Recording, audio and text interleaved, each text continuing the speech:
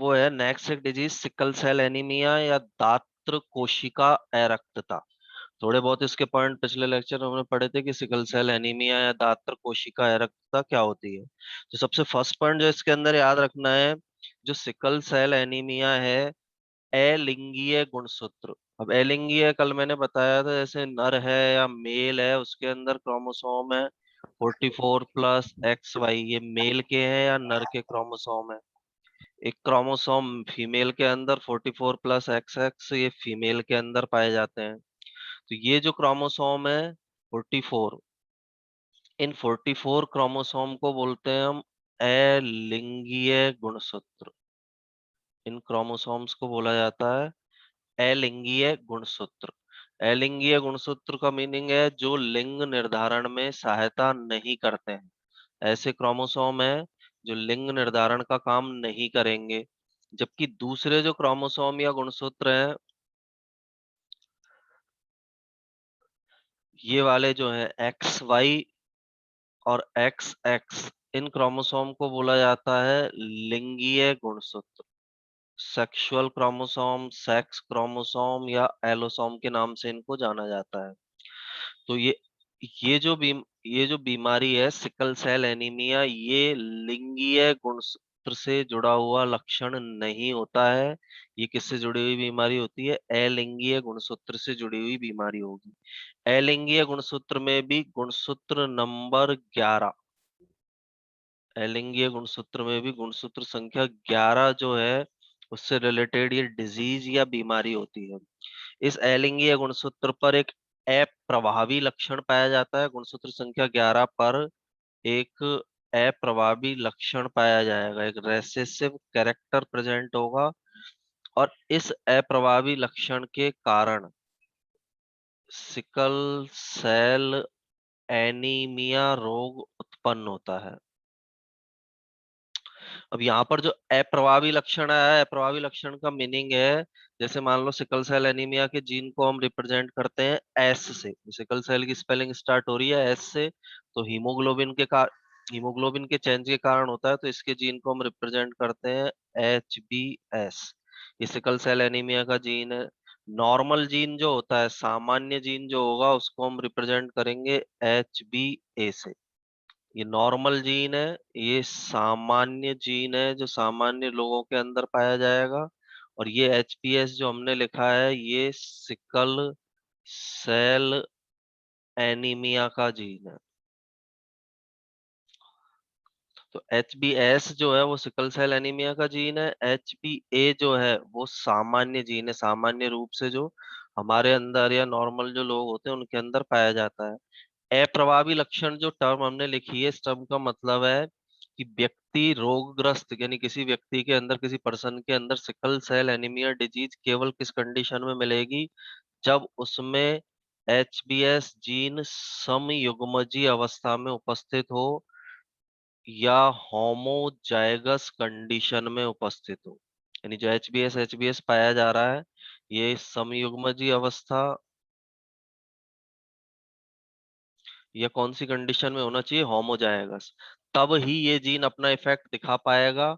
यदि ये gene heterozygous condition में या विषम युग्मजी, हेटेरोजाइगस का मीन्स है जैसे ये जीन है इस तरह का HbA HbS, ये इस जीन की अवस्था हो गई विषम युग्मजी या हेटेरोजाइगस। विषम युग्मजी या कौन सी होगी? हेटेरोजाइगस। इस कंडीशन में ये जीन अपना प्रभाव नहीं दिखाएगा। ये जीन केवल समयुग्मजी अवस्था में या होमोजाइगस कंडीशन में अपना इफेक्ट दिखाएगा, क्योंकि ये एक प्रकार का कौन सा लक्षण है? अप्रभावी। अप्रभावी लक्षण या रेसेसिव कैरेक्टर जो होते हैं वो केवल समयुग्मजी अवस्था में अपना इफेक्ट दिखाते हैं, विषम युग्मजी अवस्था में अपना इफेक्ट नहीं दिखाते हैं। अब इसके अंदर देखो नेक्स्ट क्या है।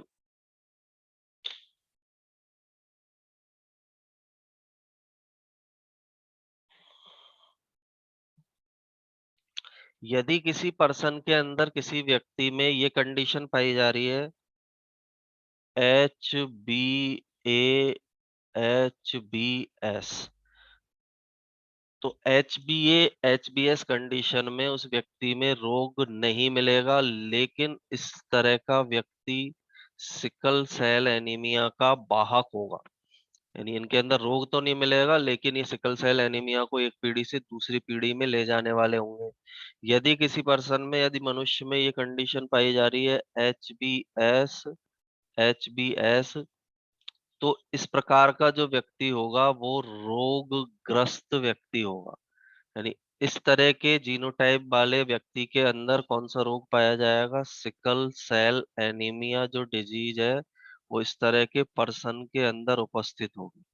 जबकि जिसमें केवल एक एचबीएस जीन पाया जा रहा है, वो इस रोग को एक पीढ़ी से दूसरी पीढ़ी में ले जाने का काम करते हैं। तो सिंपल वे में हम बोल सकते हैं, इस रोग का जो नियंत्रण है, उसको करने वाले युग्म विकल्पीय, एक तो है एचबीए और दूसरा युग्म विकल्पीय एलीलोमॉर्फ कौन सा पाया जा रहा है? एचबीएस। सिकल सेल एनीमिया रोग का नियंत्रण दो युग्म विकल्पियों द्वारा किया जाता है।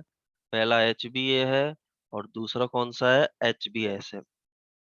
और ये जो डिजीज है, सिकल सेल एनीमिया डिजीज, जनक से संतान में केवल उस कंडीशन में प्रवेश करती है, माता पिता से बच्चे में केवल उस अवस्था में आती है जब दोनों जनक इस रोग के वाहक होते हैं। दोनों जनक इस रोग के वाहक होंगे तो इनकी संतानों में ये रोग जाता है। तो संतानों में ये रोग सिकल सेल एनीमिया उपस्थित होगा।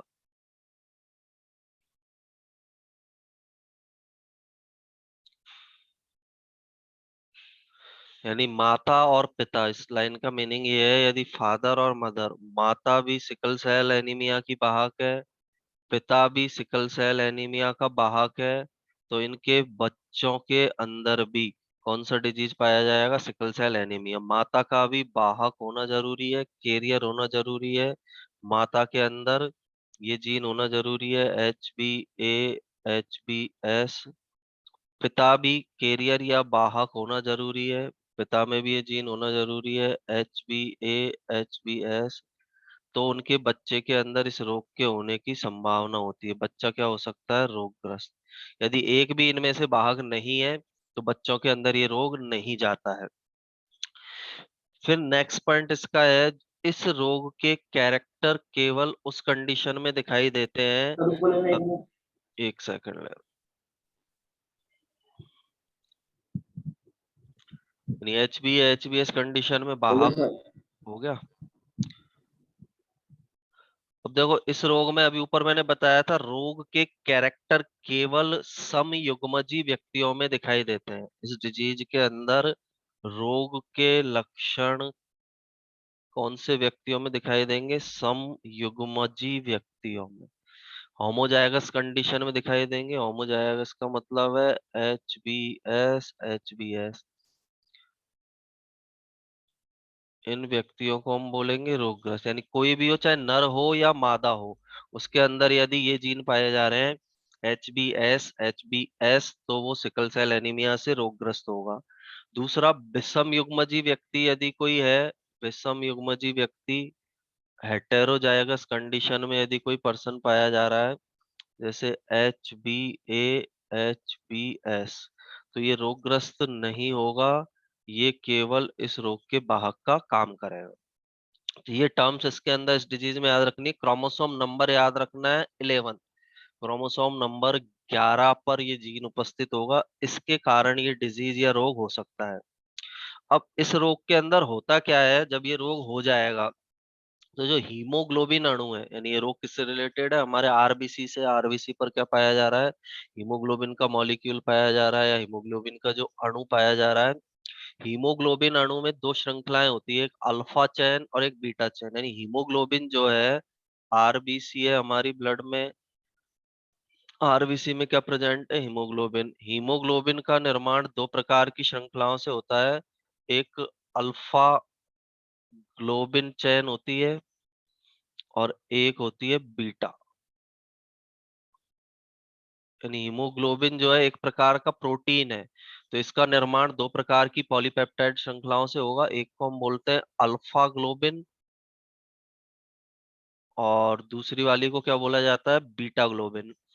इस रोग में क्या होता है, सिकल सेल एनीमिया में जो हीमोग्लोबिन अणु की बीटा ग्लोबिन चेन है उसके अंदर परिवर्तन आता है।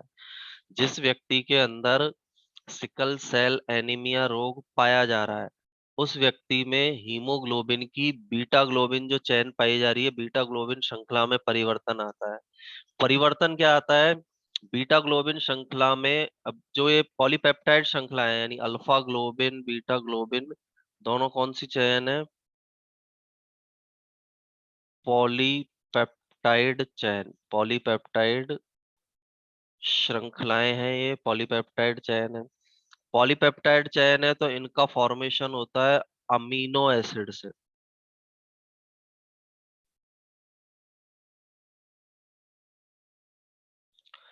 ये प्रोटीन जो है उसकी संरचनात्मक इकाई क्या होती है, अमीनो एसिड। हीमोग्लोबिन एक तरह का प्रोटीन है। हीमोग्लोबिन में दो तरह की चेन पाई जा रही है, अल्फा ग्लोबिन चेन, दूसरी पाई जा रही है बीटा ग्लोबिन चेन या श्रृंखला।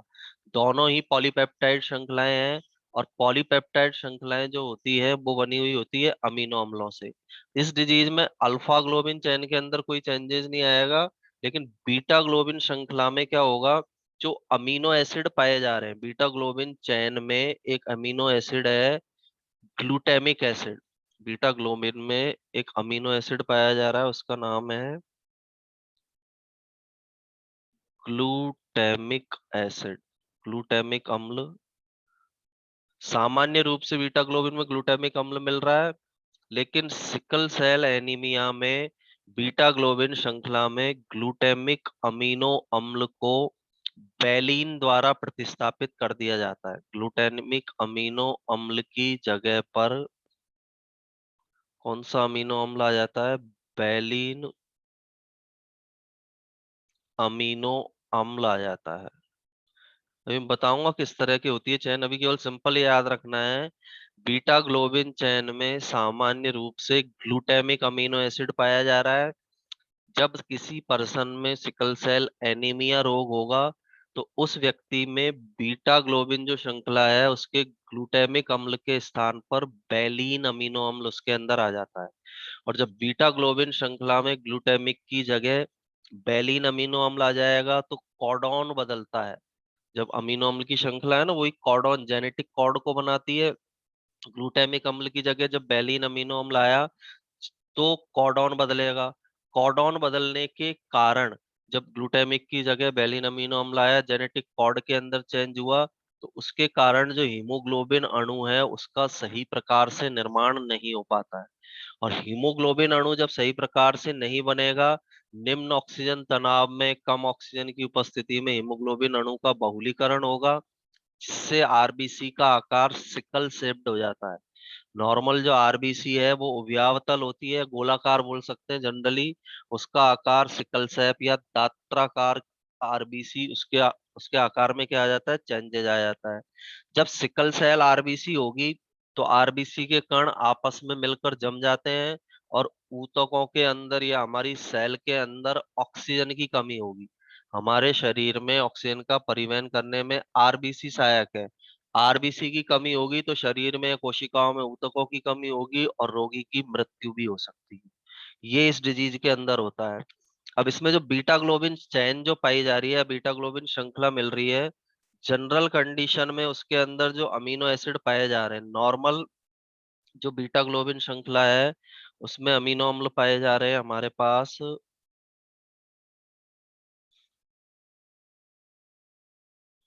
नॉर्मल कंडीशन में यदि हम देखें, तो बीटा ग्लोबिन चैन में अमीनो अम्ल मिल रहा है, पहले नंबर पर मिल रहा है वैलीन, फर्स्ट अमीनो अम्ल है। शॉर्ट में लिखते हैं हमें ना वैलीन। सेकंड जो अमीनो अम्ल है हिस्टिडिन। दूसरा जो अमीनो अम्ल इसके साथ जुड़ा हुआ पाया जा रहा है उसको बोलेंगे हम हिस्टिडिन, HIS। तीसरा जो अमीनो एसिड पाया जा रहा है ल्यूसिन, तीसरा अमीनो एसिड है ल्यूसिन। ये अमीनो अम्लों के नाम है सारे। चौथा जो अमीनो एसिड पाया जा रहा है थायरोसिन, THR। पांचवा जो अमीनो एसिड पाया जा रहा है प्रोलिन। फिफ्थ जो अमीनो एसिड है उसका नाम है प्रोलिन, प्रो से रिप्रेजेंट किया। नेक्स्ट छठा पाया जा रहा है ग्लूटेमिक अम्ल। ग्लूटेमिन भी बोला जाता है इसको, GLU। और लास्ट जो पाया जा रहा है 7वें नंबर पर भी पाया जा रहा है ग्लूटामिन। 7 नंबर पर भी कौन सा प्रेजेंट है? Glutamine amino acid. अब ये जो है first number, second, third, fourth, fifth, six, seven, ये जो हमने बनाई है ये हीमोग्लोबिन की बीटा ग्लोबिन चेन है। नॉर्मल कंडीशन में बीटा ग्लोबिन चेन इस तरह की होती है। और जब बीटा ग्लोबिन चेन इस तरह की है तो ये जो चेन है जो जेनेटिक कोड बनाती है, यानी अमीनो अम्ल की श्रृंखलाएं हमारे शरीर में जेनेटिक कोड बनाती है, उन जेनेटिक कोड के अनुसार ही जो क्रियाएं हैं वो हमारी बॉडी के अंदर संपन्न होती है। तो इनसे जो जेनेटिक कोड बनता है वो होता है GAG। ये बीटा ग्लोबिन चेन है, 7 अमीनो अम्लों से बनी हुई है। नॉर्मली इसके द्वारा जो जेनेटिक कोड बनाया जा रहा है वो क्या है? GAG। अब इसके अंदर क्या हुआ? ये सामान्य व्यक्ति के अंदर पाई जाने वाली बीटा ग्लोबिन चेन है। जब किसी व्यक्ति के अंदर सिकल सेल एनीमिया डिजीज होगा तो उसके अंदर क्या चेंजेज आएगा? छठे नंबर पर जो ग्लूटामिक अमीनो अम्ल है, ये छठा नंबर है।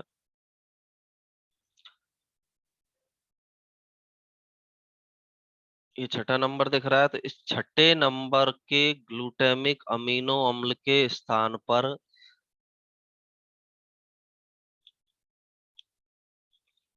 कौन सा अमीनो एसिड आ जाता है? Valine, VAL। Sickle cell anaemia से ग्रसित व्यक्ति में और बाकी अमीनो एसिड वही रहेंगे, लेकिन छठे नंबर ग्लूटामिक जो पाया जा रहा था सामान्य व्यक्ति में, उसकी जगह पर वैलीन अमीनो एसिड आ जाता है नॉर्मल।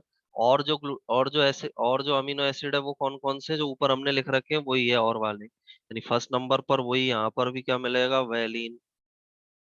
सेकंड नंबर पर मिलेगा हिस्टिडिन। थर्ड नंबर पर पाया जाएगा ल्यूसिन। फोर्थ नंबर पर पाया जाएगा टायरोसिन। फिफ्थ नंबर पर मिलेगा प्रोलिन। और सेवंथ नंबर पर जो है वो क्या पाया जाएगा? ग्लूटामिन। यानी यहाँ जो चेंज हुआ है, चेंज हमको क्लियर दिखाई दे रहा है। ग्लूटामिन जो अमीनो एसिड था छठे नंबर पर, उसकी जगह पर कौन सा अमीनो एसिड आ जाता है? Valine amino acid. सामान्य व्यक्ति के अंदर छठे नंबर पर ग्लूटामिन है, लेकिन सिकल सेल एनीमिया वाले में कौन सा आ गया? वैलीन। अब अमीनो एसिड के अंदर चेंज हुआ, अमीनो एसिड में परिवर्तन हुआ, तो ऊपर जो जेनेटिक कोड बन रहा था GAG, ऊपर वाला जेनेटिक कोड क्या था? GAG। यहाँ पर जेनेटिक कोड के अंदर चेंज हो जाएगा, यहाँ जो जेनेटिक कोड बनेगा वो बनेगा GUG। तो ये चेंजेज आते हैं। सिंपल सा एक बार फिर से इसको रिवाइज करता हूँ, इसके अंदर हुआ क्या एक्चुअल में। जनरल जो RBC जो है हमारी बॉडी के अंदर, ब्लड है, ब्लड के अंदर RBC, RBC में हीमोग्लोबिन मिल रहा है। हीमोग्लोबिन का फॉर्मेशन दो पॉलीपेप्टाइड श्रृंखलाओं से होता है, alpha globin, beta globin. Polypeptide श्रृंखलाएं किससे बनी होती है? अमीनो अम्ल से। सिकल सेल एनीमिया डिजीज में क्या होगा? बीटा ग्लोबिन श्रृंखला में जो ग्लूटामिक अम्ल पाया जा रहा है या ग्लूटामिन पाया जा रहा है, उसकी जगह पर वैलीन अमीनो एसिड आ जाता है। अमीनो एसिड जब चेंज होंगे तो जो उनसे जेनेटिक कोड जो बन रहा था वो कोड चेंज होगा। जैसे पहले यहाँ पर कौन सा बन रहा था? GAG। यहाँ पर पहले जेनेटिक कोड बन रहा था GAG, लेकिन अब यहाँ पर जेनेटिक कोड कौन सा बनने लग जाएगा? GUG। ग्लूटामिक अम्ल के वैलीन द्वारा प्रतिस्थापित होने पर कोडॉन बदल जाता है। ये ग्लूटामिक अम्ल है, इसके वैलीन द्वारा प्रतिस्थापन हुआ तो चेंज किसके अंदर आया? कोडॉन के अंदर। GAG की जगह कोडॉन कौन सा हो गया? GUG। तो ये जो अब हीमोग्लोबिन का अणु है ये उत्परिवर्तित हो गया। जब कोडॉन बदला, GAG की जगह GUG अमीनो एसिड आया, तो इस हीमोग्लोबिन के अणु के अंदर क्या हो गया? उत्परिवर्तन। तो ये जो हीमोग्लोबिन का अणु है नॉर्मल रूप से कॉडॉन बन रहा था GAG, उस कॉडॉन की जगह पर अब कौन सा कॉडॉन बना, ग्लूटामिन के वैलिन द्वारा प्रतिस्थापित होने पर GUG कॉडॉन बना। तो हीमोग्लोबिन का जो मॉलिक्यूल है उसके अंदर क्या हो गया, उत्परिवर्तन। उत्परिवर्तन या म्यूटेशन के बारे में हमने पहले पढ़ा था, अचानक होने वाला जो चेंज या परिवर्तन होता है उसको बोला जाता है उत्परिवर्तन। तो हीमोग्लोबिन के अणु के अंदर उत्परिवर्तन हुआ, और इस उत्परिवर्ती हीमोग्लोबिन के अणु का, जो उत्परिवर्ती हीमोग्लोबिन अणु है, इसका निम्न ऑक्सीजन की उपस्थिति में, निम्न ऑक्सीजन की प्रेजेंस में या उपस्थिति में बहुलीकरण हो जाता है। पॉलीमराइजेशन होगा या बहुलीकरण होगा। यानी नॉर्मल जो हीमोग्लोबिन था वो कम ऑक्सीजन की उपस्थिति में उसका बहुलीकरण नहीं होता है, लेकिन यहाँ उत्परिवर्तन हो गया हीमोग्लोबिन में, और इस उत्परिवर्ती हीमोग्लोबिन अणु का कम ऑक्सीजन की उपस्थिति में, जब बॉडी के अंदर कम ऑक्सीजन होगी तो उसके कारण इसका बहुलीकरण होगा। जब हीमोग्लोबिन अणु का बहुलीकरण होगा, हीमोग्लोबिन अणु किसके अंदर पाया जा रहा है, आरबीसी में, तो आरबीसी का आकार कैसा हो जाता है, सिकल शेप। यानी नॉर्मली आरबीसी होती है बाई कॉनकेव, इस तरह की आरबीसी है हमारी बॉडी में बाई कॉनकेव। लेकिन जब ये सारी चीजें हुई, उत्परिवर्तन हुआ हीमोग्लोबिन में, निम्न ऑक्सीजन की प्रेजेंस में उसका बहुलीकरण हुआ, पॉलीमराइजेशन हुआ, तो आरबीसी का आकार इस अव्यावतल या बाई कॉनकेव से आरबीसी का शेप बदलकर कैसा हो जाएगा, इस तरह का। इसको बोलते हैं शिकल शेप, हंसियाकार, हिंदी में इसको बोल सकते हो हंसियाकार या दात्राकार। तो ये चेंजेज आया। तो आरबीसी का आकार जब इस तरह का हो गया, नॉर्मल शेप बाई कॉनकेव थी तो उससे शेप कैसा हो गया, हंसियाकार। तो इसका इफेक्ट क्या पड़ेगा, इसके कारण आरबीसी जो है आपस में एक जगह पर इकट्ठी होने लग जाती है, जैसे ये आरबीसी सेकंड थर्ड, हंसियाकार आरबीसी के कण एक जगह पर क्या हो जाएंगे, जम जाएंगे। एक जगह पर ये एक दूसरे के साथ अटैच हो जाते हैं, जम जाते हैं। इनके कणों के जमने के कारण टिश्यू या ऊतकों में ऑक्सीजन की कमी होती है। जब ये कण जम जाएंगे आरबीसी के, तो ऊतकों में ऑक्सीजन की कमी आ जाती है। आरबीसी का आकार सामान्य से हंसियाकार हुआ, वो आपस में अटैच हो गई, एक दूसरे के साथ चिपक गई। चिपकने के कारण ऊतकों में या टिश्यू के अंदर किसकी कमी हुई, ऑक्सीजन की कमी। क्यों हुई कमी, क्योंकि हमारी सेल बॉडी के अंदर जो ऑक्सीजन है उसको ले जाने में आरबीसी हेल्प करती है। आरबीसी तो एक जगह चिपक गई, ऑक्सीजन का ट्रांसपोर्टेशन नहीं हो पाया, परिवहन नहीं हो पाया, तो ऊतकों के अंदर या टिश्यू के अंदर ऑक्सीजन की कमी होगी। और जब हमारे शरीर के अंदर ऊतक में या सेल में या टिश्यू में जब ऑक्सीजन की कमी होती है, तो इसके कारण रोगी जो है उसकी क्या हो सकती है, मृत्यु भी हो सकती है। बहुत ज्यादा यदि ऑक्सीजन की कमी हुई तो उसके कारण रोगी की क्या हो जाती है, मृत्यु हो जाती है। तो इस डिजीज को हम सिकल सेल एनीमिया या दात्र कोशिका अरक्तता कहते हैं। और ये मेंडलीय विकार है, क्योंकि यहाँ पर एक जीन के अंदर म्यूटेशन हुआ, एक जीन के अंदर परिवर्तन हुआ, एक पीढ़ी से दूसरी पीढ़ी में जाने वाला विकार है। गुणसूत्र नंबर 11 के कारण ये डिजीज या विकार जो है वो प्रोड्यूस होता है। अब एक बार इसको हम स्टार्टिंग से रिवाइज करते हैं कि सिकल सेल एनीमिया के अंदर होता क्या क्या है। और इसमें देखो, सबसे पहले जो सिकल सेल एनीमिया डिजीज है, अलिंगीय गुणसूत्र से जुड़ी हुई बीमारी है। फर्स्ट पॉइंट तो इसके अंदर याद रखना है, किससे रिलेटेड डिजीज होती है, अलिंगीय गुणसूत्र। अलिंगीय गुणसूत्र एलोसोम में भी नंबर कौन सा है, 11, गुणसूत्र नंबर 11 से जुड़ी हुई बीमारी होती है।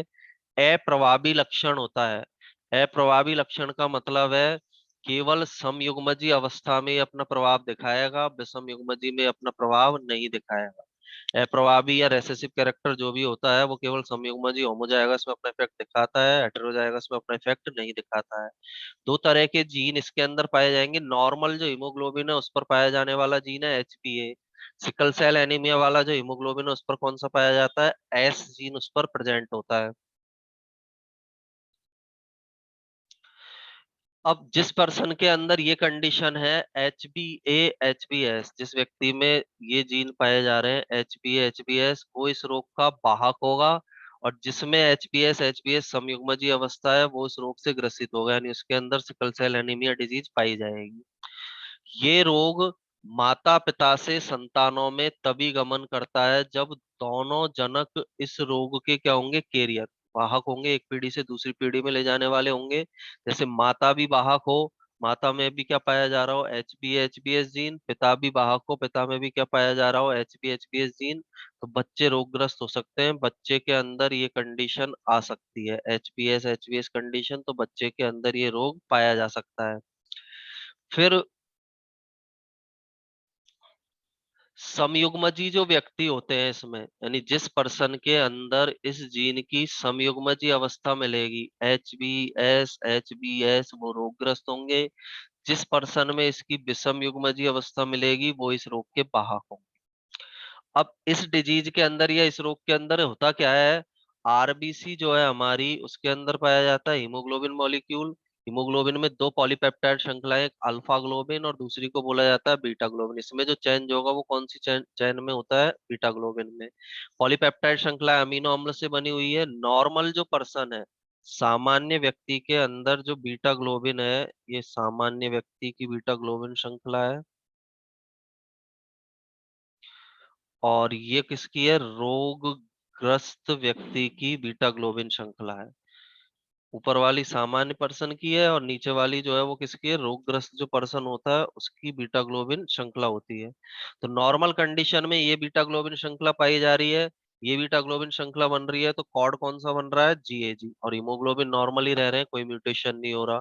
लेकिन जब सिकल सेल एनीमिया रोग होगा तो इसमें जो छठे नंबर पर ग्लूटामिन है उसकी जगह पर कौन सा अमीनो एसिड आ जाता है, वेलिन। अमीनो एसिड बदलेगा तो जेनेटिक कोड बदलेगा। पहले जेनेटिक कोड था जीएजी, अब जेनेटिक कोड कौन सा हो जाएगा, जीयूजी।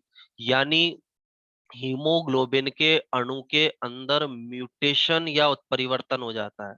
हीमोग्लोबिन के अंदर जीएजी कोडॉन किस में चेंज हुआ, जीयूजी में, तो हीमोग्लोबिन में म्यूटेशन हुआ या उत्परिवर्तन हुआ।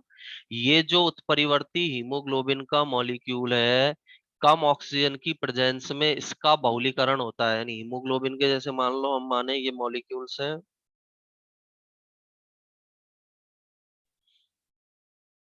ये उत्परिवर्तित हीमोग्लोबिन है, समझने के लिए हमने इस तरह से बना दिए। तो इनमें जब क्या होगा, निम्न ऑक्सीजन होगा तो इनका बहुलीकरण होगा। बहुलीकरण का मतलब है ये आपस में एक दूसरे के साथ जुड़ जाएंगे, अभी दूर दूर थे, फिर आपस में ये एक दूसरे के साथ क्या होगा, ये अटैच हो गए। इस तरह से इनका बहुलीकरण होगा। हीमोग्लोबिन का बहुलीकरण होगा तो आरबीसी का जो आकार है वो सिकल शेप या हंसियाकार हो जाता है। नॉर्मली आरबीसी है इस तरह से हमारी बॉडी में, इस तरह से आरबीसी पाई जा रही है, बाई कॉनकेव या व्यापतल। शेप इसका चेंज होगा, हंसियाकार इस तरह का होगा। ये जो हंसियाकार आरबीसी है ये एक जगह पर आपस में क्या हो जाती है, इकट्ठी एक जगह पर आकर चिपक जाती है।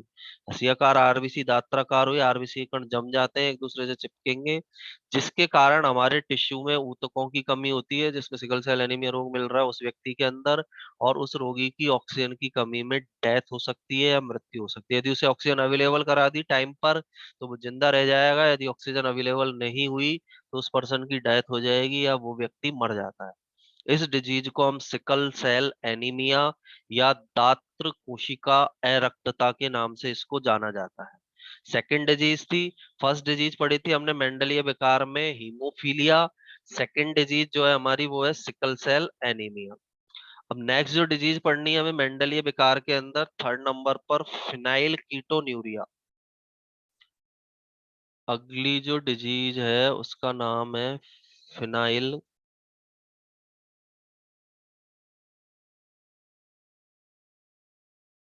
कीटोन्यूरिया। शॉर्ट में इसको बोला जाता है PKU. Phenyl ketonuria short form इसकी क्या होती है, पीकेयू। और फिनाइल कीटोन्यूरिया क्या है, वही सबसे पहला कैरेक्टर तो इसका हमको ये याद रखना है, जो पीकेयू डिजीज है ये भी अलिंगीय गुणसूत्र से जुड़ी हुई बीमारी है। अलिंगीय लिंगीय अभी हम पहले पढ़ चुके हैं, एलोसोम और ऑटोसोम। तो ये डिजीज भी कौन सी है, अलिंगीय गुणसूत्र या क्रोमोसोम से रिलेटेड डिजीज है, ऑटोसोम से रिलेटेड डिजीज है। अलिंगीय क्रोमोसोम को ही हम बोल सकते हैं ऑटोसोम। तो इनसे रिलेटेड ये डिजीज होती है। ये जो डिजीज है क्रोमोसोम नंबर 12 पर क्रोमोसोम नंबर 12 पर चेंज होगा और उसके कारण उत्पन्न होगी। तो अलिंगीय गुणसूत्र में से भी कौन से नंबर के क्रोमोसोम के कारण ये प्रोड्यूस होती है? गुणसूत्र संख्या 12। 12वें नंबर का जो क्रोमोसोम पाया जा रहा है उसके कारण ये डिजीज प्रोड्यूस होगी। तो अलिंगीय गुणसूत्र और गुणसूत्र संख्या 12 उस पर पाया जाने वाला अप्रभावी लक्षण है। ये भी कैसा कैरेक्टर है? रेसेसिव कैरेक्टर है या अप्रभावी लक्षण है? रेसेसिव कैरेक्टर होता है, अप्रभावी लक्षण है, यानी जब दोनों एक साथ होंगे जीन संयुग्मजीय अवस्था में ही अपना प्रभाव दिखाएगा, होमोजाइगस में अपना इफेक्ट दिखाएगा, हेटेरोजाइगस में ही अपना इफेक्ट नहीं दिखाता है। सेकंड, ये जो बीमारी है नवजात शिशुओं में, नवजात बच्चे का मतलब होता है जो अभी अभी पैदा हुआ है, नवजात शिशु में या बच्चे में पाई जाने वाली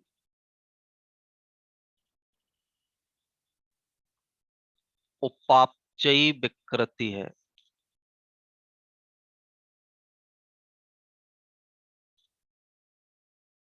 यानी जो बच्चे पैदा होते हैं ना, पैदा होने के बाद 1-2 मंथ की जो स्टेज में अवधि में उनके अंदर ये डिजीज मिलेगी। और मेटाबॉलिक उपापचयी, जो उपापचयी क्रिया है हमारी बॉडी के अंदर चलती है, उनमें इसमें चेंज होता है। इसलिए इसको बोला है कि ये नवजात शिशु में पाई जाने वाली उपापचयी विकृति होती है। इस बीमारी में नवजात शिशु में कुछ उपापचयी क्रियाएं प्रभावित हो जाती है, कुछ मेटाबॉलिक जो क्रियाएं हैं वो इफेक्टेड होंगी। इसलिए इसे बोला गया है नवजात शिशु में पाई जाने वाली कौन सी विकृति होती है? उपापचयी विकृति होगी। अब इसके अंदर क्या होता है, नॉर्मली जो पर्सन है या व्यक्ति है उसके अंदर, हमारी बॉडी के अंदर क्या है, एक एमिनो एसिड पाया जा रहा है, फिनाइल एलेनिन। एक एमिनो एसिड है फिनाइल एलेनिन। अमीनो अम्ल है ये कौन सा एसिड है? Amino acid.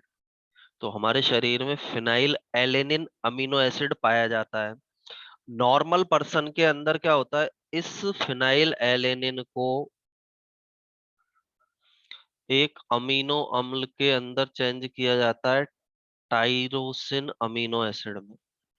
यानी नॉर्मल या सामान्य व्यक्ति के अंदर क्या है, फिनाइल एलेनिन अमीनो एसिड को टाइरोसिन अमीनो एसिड के अंदर चेंज किया जाता है। अब फिनाइल एलेनिन जो अमीनो अम्ल है उसको टाइरोसिन अमीनो एसिड में बदलने का काम एक एंजाइम करता है। एंजाइम का नाम है फिनाइल एलेनिन हाइड्रोक्सिलेज। ये काम जो एंजाइम करेगा उस एंजाइम का नाम है फिनाइल एलेनिन हाइड्रोक्सिलेज।